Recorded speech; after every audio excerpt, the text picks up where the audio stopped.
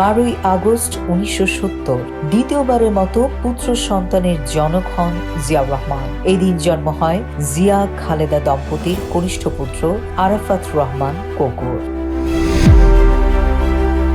12ই August 1976 জোট নিরপেক্ষ সম্মেলন উপলক্ষে কলম্বোতে অবস্থানরত সেনাপ্রধান ও উপপ্রধান সামরিক আইন প্রশাসক মেজর জেনারেল জিয়াউর রহমান কর্মব্যস্ত একটি দিন অতিবাহিত করেন। কয়েকটি বন্ধু প্রতিম দেশের প্রতিনিধি দলের সঙ্গে বৈঠকে অংশ নেন তিনি।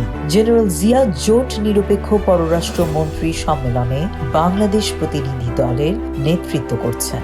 যুগোস্লাভিয়া, ঘানা, তিউনিসিয়া, জর্ডানের পররাষ্ট্রমন্ত্রীদের সঙ্গে সাক্ষাতের পাশাপাশি ইন্দোনেশিয়ার প্রতিনিধি দলের সঙ্গেও দ্বিপাক্ষিক বিষয় নিয়ে আলোচনা করেন তিনি।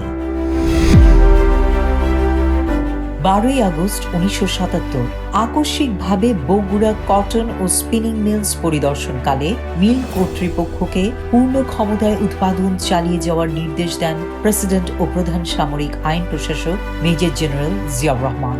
এই সময় তিনি মিল কর্তৃপক্ষকে কঠোর পরিশ্রমের জন্য উৎসাহিত করেন এবং পূর্ণ উৎপাদনের জন্য প্রয়োজনীয় ব্যবস্থা নিতে বলেন।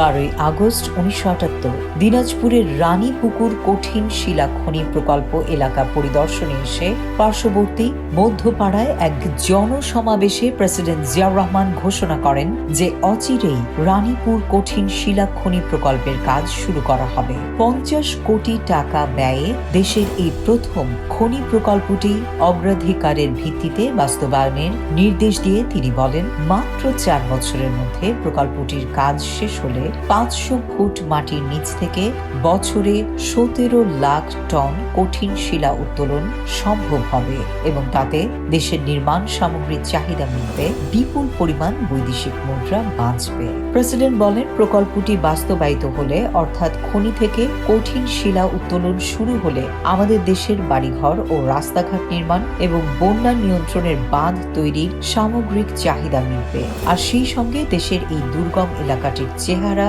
বদলে যাবে। এই এলাকায় রাস্তাঘাট তৈরি হবে, রেলে লাইন পাতা হবে, বিদ্যুৎ আসবে।